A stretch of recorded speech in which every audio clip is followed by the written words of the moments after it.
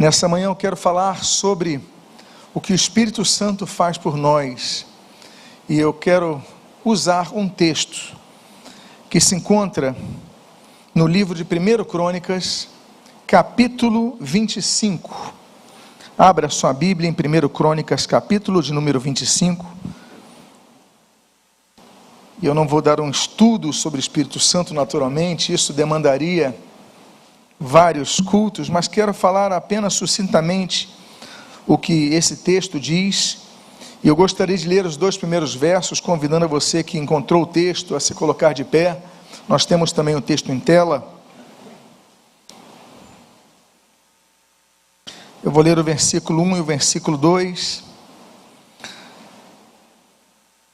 Davi, juntamente com os chefes do serviço, separou para o ministério os filhos de Asaf, de Emã e de Jedutum, para profetizarem com harpas, liras e símbolos. A lista dos encarregados neste ministério foi: dos filhos de Asaf, Zacur, José, Netanias e Azarela, filhos de Asaf, sob a direção deste, que exercia o seu ministério debaixo das ordens do rei. Oremos. Pai amado, Deus bendito, lemos a tua santa e preciosa palavra e pedimos: Deus, fala conosco nesta manhã. Ensina-nos sobre a bendita pessoa do Espírito Santo. E o que nós pedimos, nós o fazemos agradecidos em o nome de Jesus. Amém e amém. Podem tomar, por favor, os seus assentos.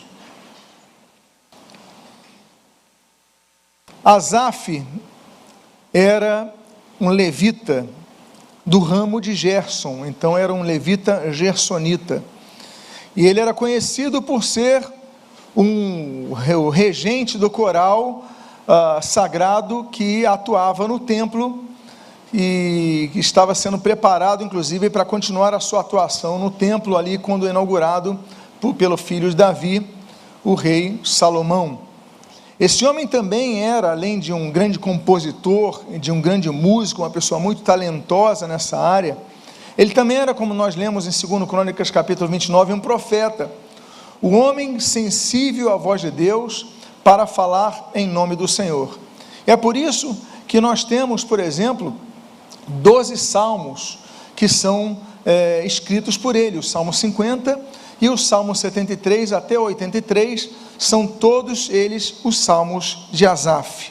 E aí então Davi falece, Davi morre, Davi cessa os seus dias de peregrinação por essa terra, mas assumindo Salomão, ele mantém Asaf no comando do louvor, dada a excelência do louvor e excelência da sensibilidade profética que aquele homem tinha. Eu quero falar então sobre os 4 filhos de Asaf. Os 4 filhos de Asaf que apontam a 4 grandes ensinamentos que nós temos a respeito do Espírito Santo sobre as nossas vidas, muitos desses ensinamentos que nós devemos emular e nós devemos reproduzir em nossas vidas.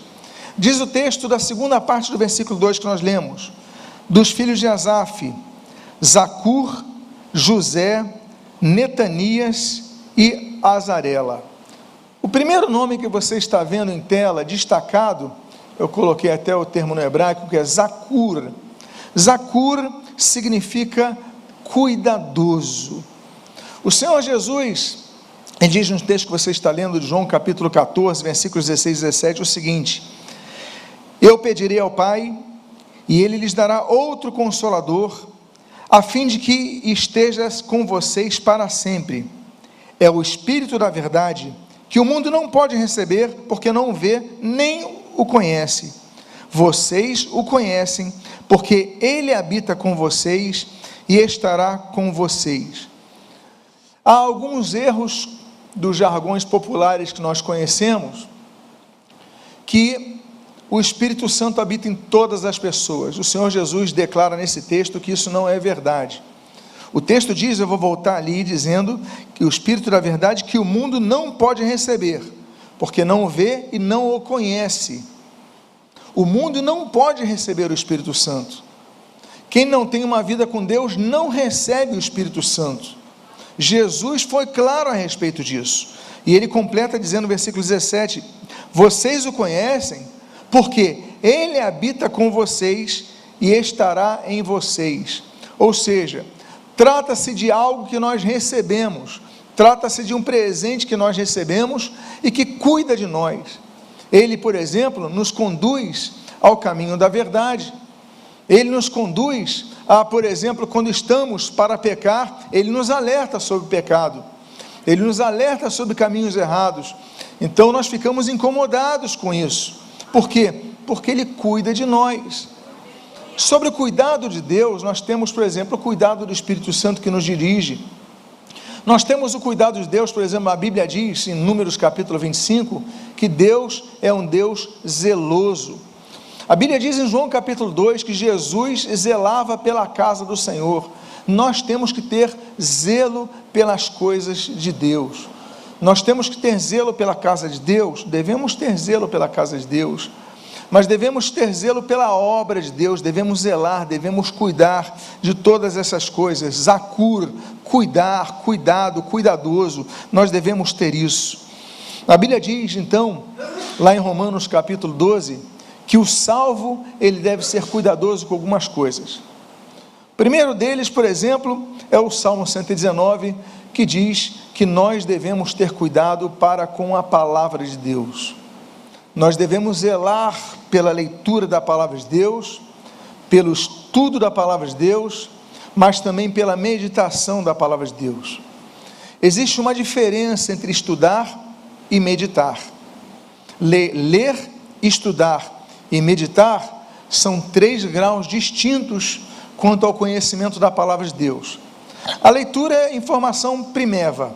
A primeira informação que nós temos é a informação que nós temos quando nós, então, traduzimos as letras no entendimento da intenção do autor em escrever aquilo. Então, nós lemos, nos informamos. Essa é uma questão. O segundo nível, que é um nível muito importante, tão necessário, é o do estudo. O estudo, ele nos leva a perguntar, por que ele escreveu isso? Qual o propósito em que ele escreveu isso? Qual o contexto em que ele escreveu isso?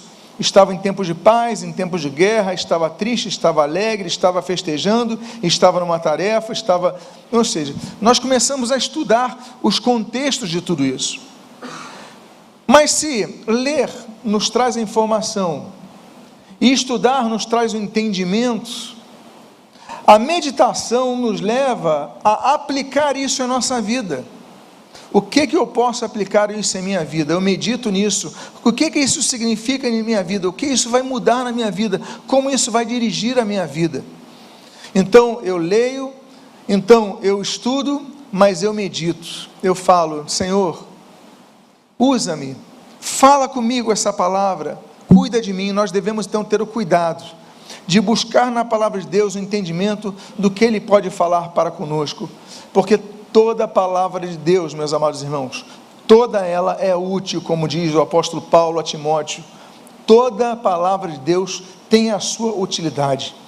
O que muitas vezes traz dificuldade é que nós primeiro não lemos, e muitas vezes quando nós lemos, não estudamos, e muitas vezes lemos e estudamos, mas não meditamos.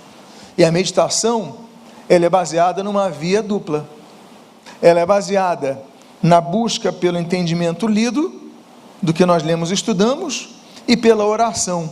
A meditação, então, é um link do que nós temos em frente aos nossos olhos e do que nós temos acima de nós. E aquele que habita em nós, como diz o Senhor Jesus sobre o Espírito Santo em João capítulo 14, ele começa a falar conosco, ele começa a elucidar, ele começa a clarear, ele começa a lançar luz sobre aquele conhecimento. Uma segunda coisa que nós devemos ter o cuidado com as coisas de Deus, quanto às coisas de Deus, está em Ezequiel capítulo 39. Nós devemos ter cuidado para com o nome do Senhor. O nome do Senhor é um nome sobre todo nome. O nome de Jesus está acima de todos, mas muitas vezes nós usamos de maneira tão banal o nome do Senhor, de maneira tão vulgar, que até mesmo em piadas se usa o nome de Deus. E o mais impressionante é que pessoas ficam contando piadas com o nome de Deus, e muitos riem, e muitos não ficam indignados, e não se sentem afrontados, porque não zelam pelo nome de Deus. Nós devemos zelar pelo nome de Deus. Um dos 10 mandamentos, dos 613 mandamentos que Deus dá a Moisés, para o povo de Israel, 10 são chamados o decálogo, são aqueles que são entregues ali no Monte Sinai, naquelas 2 tábuas de pedra. E dentre esses mandamentos nós temos não tomar o nome do Senhor em vão, não ficar usando o nome de Deus em vão. Há pessoas que são muito radicais, não entram com dólares, por exemplo, a judeus ultra-ortodoxos, que quando vão entrar num local sanitário, eles tiram suas carteiras, se tem dólares, e deixam com alguém para ficar com elas. Por quê? Porque ali tem, em Deus nós confiamos, então não vou usar o nome de Deus no local impuro. É muito interessante nós notarmos, eu não sei se você já foi na casa de algum judeu, ou conhece alguma instituição dirigida, coordenada, cujo dono, um comércio, uma indústria é judeu, mas nós temos na porta das casas, uma pecinha chamada mezuzá. Você conhece, ou já ouviu? É uma pecinha, geralmente de plástico, de metal, e ele tem um texto de Deuteronômio que é o Shema Israel, que é ouve, ó Israel. E eles então, quando entram na casa, colocam a mão ali, simbolizando o seu respeito pela palavra de Deus. Ao saírem, colocam a mão simbolizando isso. É algo muito bonito em relação à reverência com a palavra de Deus. E os judeus ortodoxos, eles não colocam apenas na entrada da casa, eles colocam em cada cômodo, na entrada da casa, na entrada dos quartos, na entrada das cozinhas, mas eles só não colocam num local.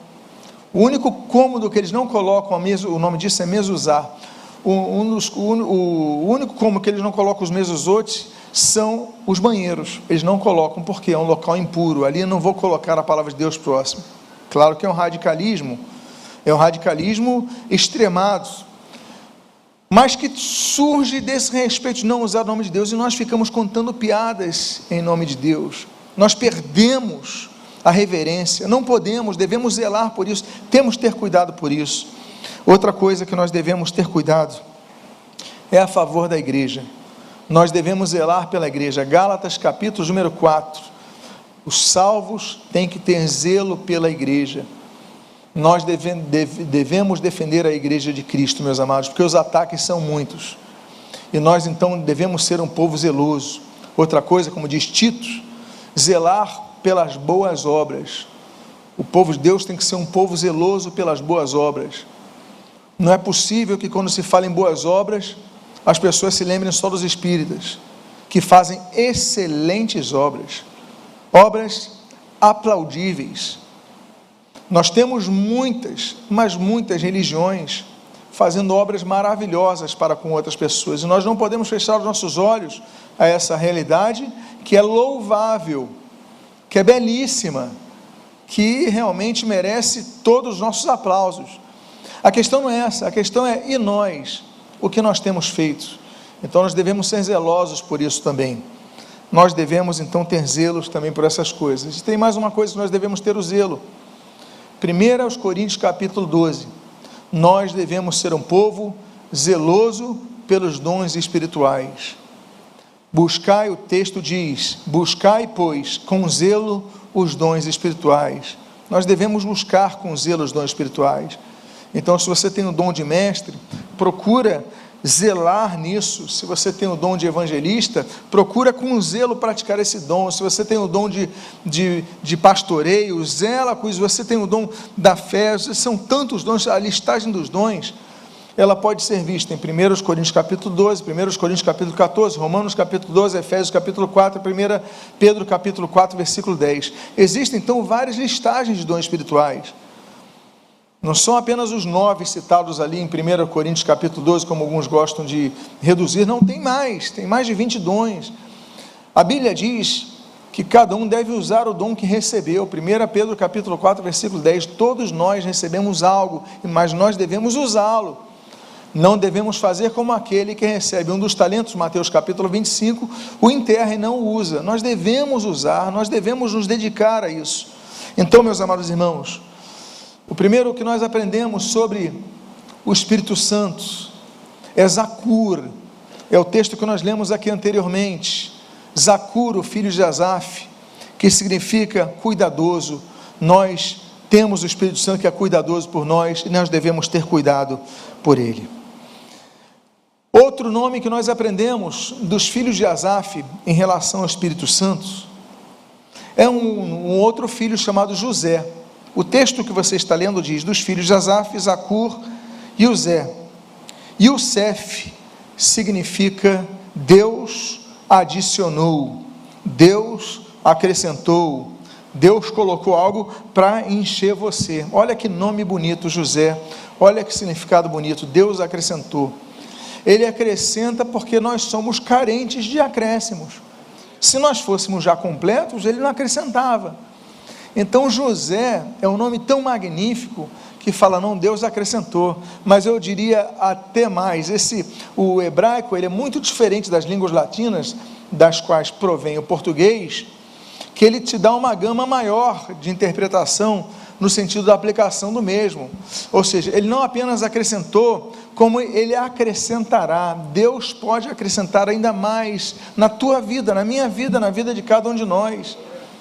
E é isso que o Espírito Santo faz. A Bíblia diz em 1 Coríntios capítulo 2, versículo 11, o seguinte: mas um só, e o mesmo Espírito realiza todas essas coisas, distribuindo-as a cada um, está falando dos dons, individualmente, conforme Ele quer. Ele acrescenta então os seus dons a cada um de nós. Nós temos dons diferentes. Eu tenho dons que alguns de vocês não têm, outros têm. E vocês têm dons que eu não tenho, e outros também não têm. Então, igreja é isso, é o somatório de dons exercitados. Não pense que o pastor ele é múltiplo nos dons, não, ele recebeu os seus dons conforme o Espírito Santo lhe desejou, mas cada um aqui também recebeu um dom para ser usado. O mesmo Espírito distribui a cada um, cada um de nós recebe um dos dons. Então, meus irmãos, nós temos que ficar atentos a isso. Então, fala de Deus acrescenta, Yosef, Deus acrescenta. Então, Deus acrescenta o que? Deus nos enche do seu Espírito Santo. Efésios capítulo número 5, olha, não vos embriagueis com vinho, mas enchei-vos do Espírito. Já não estou falando do hebraico, agora estou falando do grego. Enchei-vos aqui é uma obrigação. Enchei-vos, vocês devem se encher do Espírito Santo. Por quê? Porque muitas vezes nós somos cheios do Espírito, num culto, num momento de oração, numa vigília, num acampamento, em alguns momentos, mas vão passando os dias e nós parece que vai diminuindo aquela chama, parece que vai diminuindo aquele ímpeto, parece que vai diminuindo aquele ardor. O que aconteceu? O Espírito Santo se separou de você, o que aconteceu? Existe uma ilustração sobre o encher-se do Espírito, que eu acho muito interessante, é de um copo. Você já viu, bom, na minha época tinha aqueles copos de geleia, de mocotó, que todo mundo aproveitava para fazer a coleção de seus copinhos em casa. Eu sei que a maioria dos novos aqui presentes não entendem o que eu estou falando. Então vamos usar o exemplo de um copo que você ganha com algum produto dentro.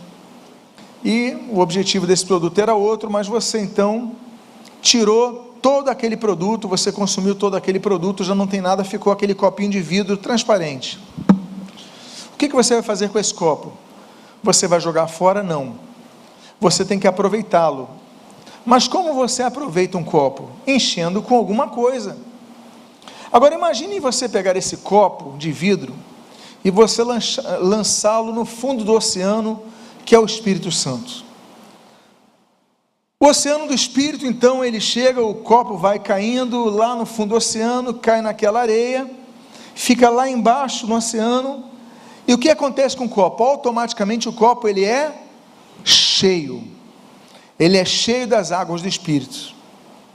Mas vão passando os tempos, você sabe que as ondas, não apenas acontecem do lado de cima das águas, mas existem as correntes de água embaixo. Então as correntes vão vindo e vai entrando um pouquinho de areia no copo, mas ele continua cheio de água. e vem mais um pouco de areia, e vai entrando um pouco de areia, e depois de um tempo, quando você vai olhar aquele copo ele está molhado por fora, mas por dentro ele está cheio de areia. O que é encher-se do Espírito? Se você já habita na presença do Espírito Santo, se você já habita na casa do Senhor, se você teme a Deus, se você busca o Senhor, se você ora, o que vai fazer você encher-se do Espírito, enchei-vos do Espírito? É você pegar a sua mão e começar a tirar a areia do copo. O que vai acontecer, meus irmãos, com a água, à medida que eu tire a areia do copo? O que vai acontecer com aquele copo? Ele vai ficar vazio? À medida que eu tire a areia, ele vai ficando mais cheio de água, até o momento que eu tire toda a areia, ele esteja cheio. Isso é o encher-se do Espírito. Nós começarmos a tirar a nossa carnalidade, começamos a tirar aquilo que nos faz errar, começarmos a agir para que nós possamos ser novamente cheios do Espírito. Deus adicionou o seu Espírito Santo em nós, mas nós devemos nos encher do Espírito Santo. Nós devemos nos encher, então, meus amados, e aí nós lemos o nome de José, Deus acrescentou. Nós devemos, Colossenses capítulo 1, versículo 9, Deus acrescentar a cada um de nós o conhecimento. Erramos porque não conhecemos as Escrituras e nem o poder de Deus. Mateus capítulo 22, versículo 29, errais, pois, por não conhecer as Escrituras nem o poder de Deus. Nós devemos ter o conhecimento do poder e nós devemos ter o conhecimento das Escrituras. Não é apenas do poder, não é apenas das Escrituras, é das Escrituras e do poder de Deus. Sem as duas andando juntas, nós erramos. Então, Deus acrescenta o Espírito Santo, mas nós devemos buscar a sua presença, nós devemos buscar o seu poder, mas nós também devemos buscar o conhecimento da palavra de Deus. Nós devemos estudar a palavra, nós devemos congregar, nós devemos meditar na palavra. Nós estamos aqui com esse objetivo de louvarmos ao Senhor e ouvirmos a sua palavra. Então, José significa isso quanto ao Espírito Santo. Deus acrescenta. Existe o terceiro filho de Asaf. O texto diz: dos filhos de Asaf, Zacur, José, Netanias. Ali está em hebraico Netaniah. Meus amados irmãos, Netaniah significa presenteado por Deus. É parecido com Natã e Natanael. Natã é presente, Natanael é presente de Deus, Netaniah presenteado por Deus. Deus nos dá um presente, e esse presente é o Espírito Santo. A Bíblia diz em Efésios capítulo 1, versículo 13 a 14, tendo nele também crido, receberam o selo do Espírito Santo da promessa. O Espírito é o penhor da nossa herança, até o resgate da sua propriedade em louvor da sua glória.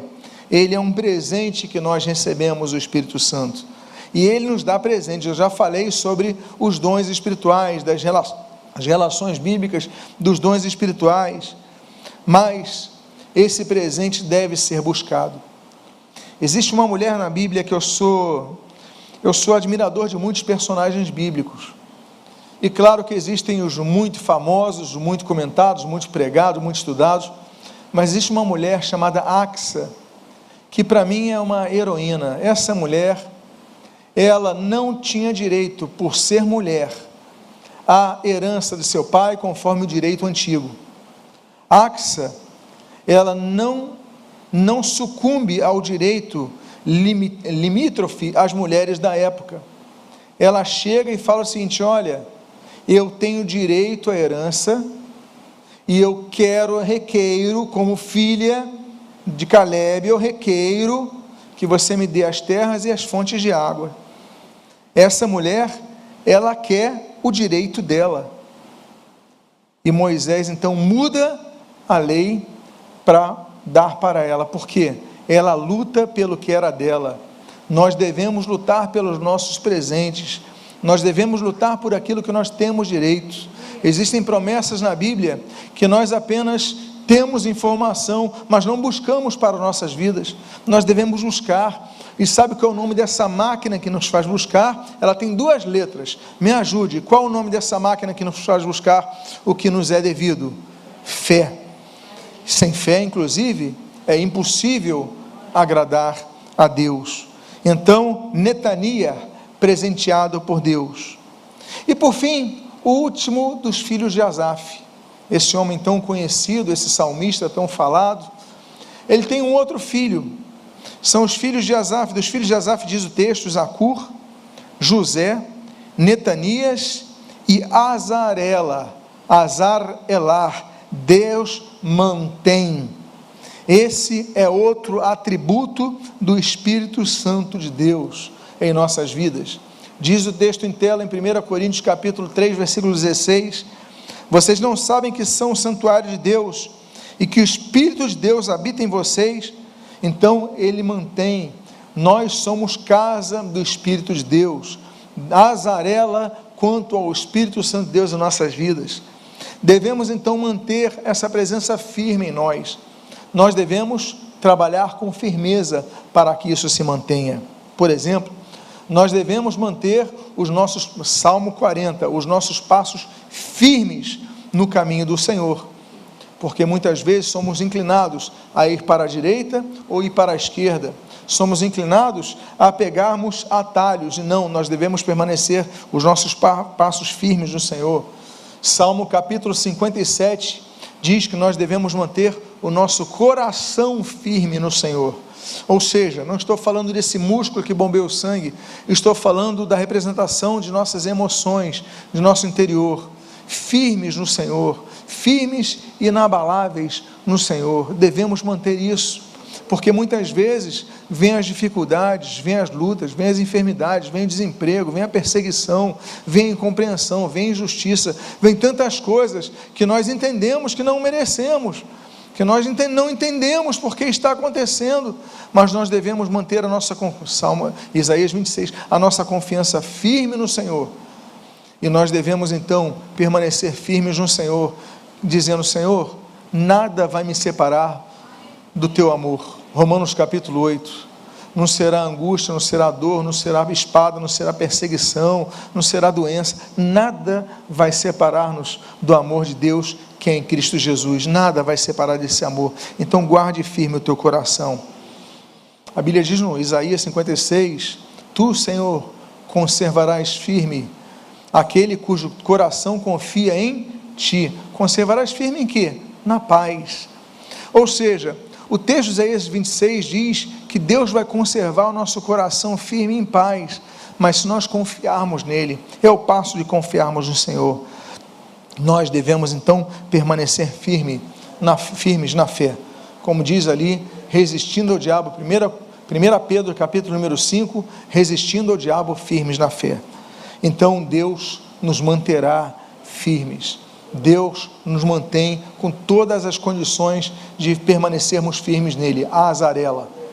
Falamos dos filhos de Asaf, mas nós aprendemos uma coisa muito interessante na continuação desse versículo 2, e hoje não vamos sair desse versículo 2, vamos ficar apenas nesse único versículo.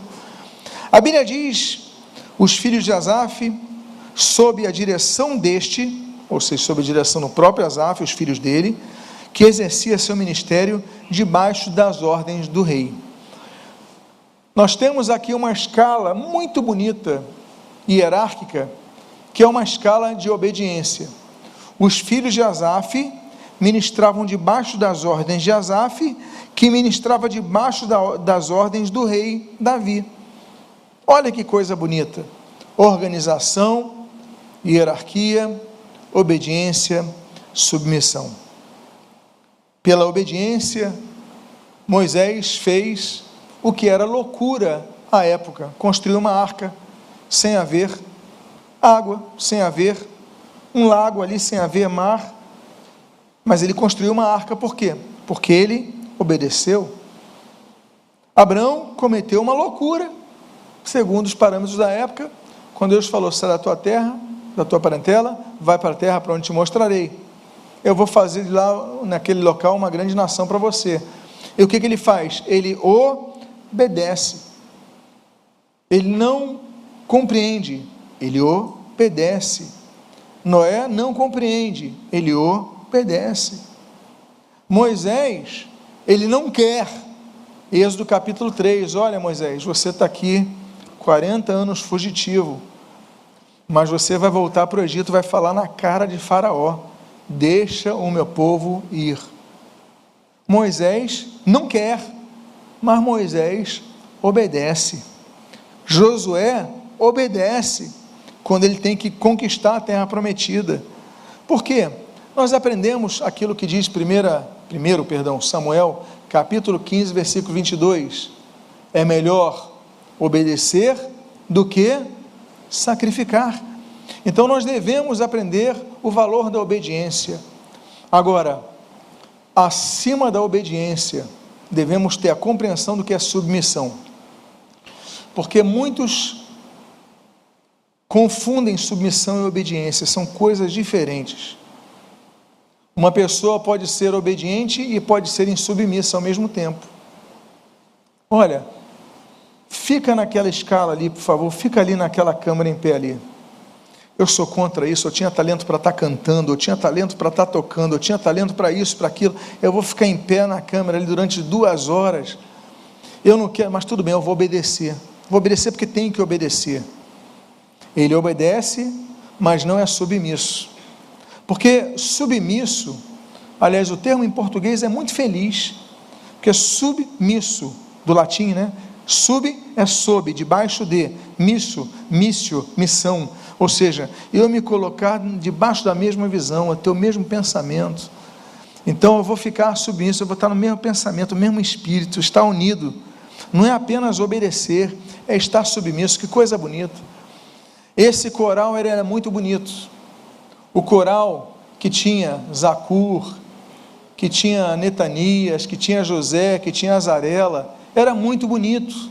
Eles cantavam maravilhosamente bem. Agora, estavam debaixo de uma regência. Imagine você uma orquestra que tem um regente, que tem um maestro, e o violinista toca a hora que quer, e o violoncelista ele sola a hora que quer, e o trompetista para de tocar se quiser. Não, todos andam debaixo de uma mesma regência.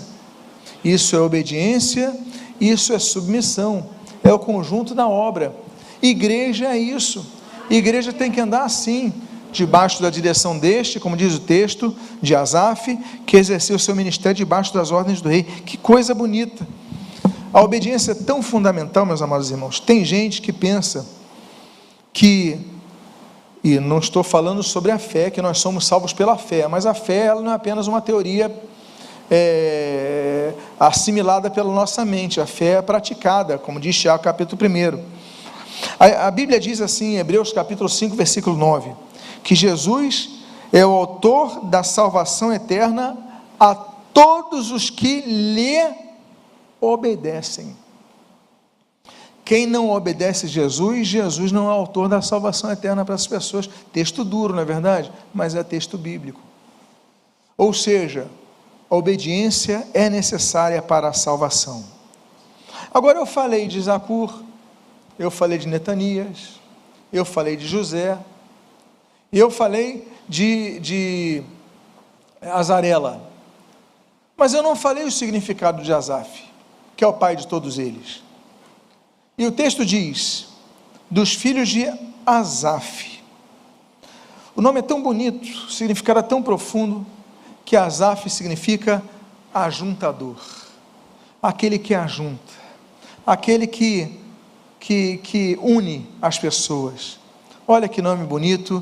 E como nós vemos, o texto, Asaf uniu os seus filhos, eram 4, estavam debaixo da sua ordem, estavam obedecendo, cantando, todos debaixo da ordem do rei, ou seja, o nome dele correspondeu a quem Asaf era, verdadeiramente, Asaf, o ajuntador, aquele que une. E aí nós vemos então mais uma característica do Espírito Santo.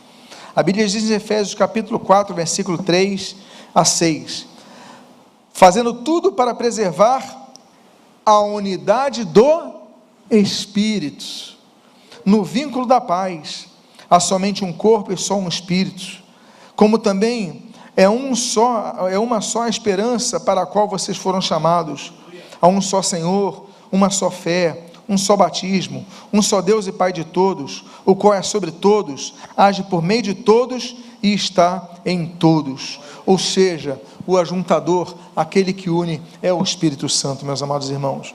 Jesus, ele fala sobre isso. Olha, o meu objetivo é para que todos sejam um, como eu sou contigo um. O objetivo da igreja é esse. Sobre o Monte Hermon, né, a gente tem aquele Salmo 183, como é bom e agradável que os irmãos vivam em união. O corpo, ele tem que estar ajustado, tem que estar unido. Nós somos igreja. Eu finalizo então a palavra sobre a unidade do Espírito Santo, que deve ser preservada, porque Asaf significa o ajuntador. Que você não seja um espalhador, que você seja um ajuntador, que você não seja um desagregador, mas seja uma pessoa que agregue, que una, que junte, que seja a sua característica tal qual é a característica do Espírito Santo de Deus. Convido que você, por favor, fique de pé nesse momento. Eu quero fazer uma oração por sua vida. Agradecidos a Deus pela sua palavra, que tanto nos fala sobre essa pessoa que habita em nós, a pessoa divina que habita em nós, a pessoa do Espírito Santo. Pai amado, Deus bendito, nós te louvamos, nós te agradecemos, nós te glorificamos, nós te bendizemos. Nós declaramos que tu és o único Senhor e Salvador. Senhor, sobre ti, Senhor, nós estamos e diante de ti nos submetemos, agradecidos por teu amor e pela presença do teu Santo Espírito Santo em nós. Senhor, muito obrigado pelos nomes dos filhos de Asaf, pelos nomes dessa família, Senhor, que tanto nos falam a respeito da missão do Espírito Santo e de nossa missão como igreja. Pedimos que o que nós aprendemos hoje seja praticado em nossa vida e que sejamos cada vez mais crescentes na graça e no conhecimento. O que nós pedimos, nós fazemos agradecidos em nome de Jesus. Amém e amém.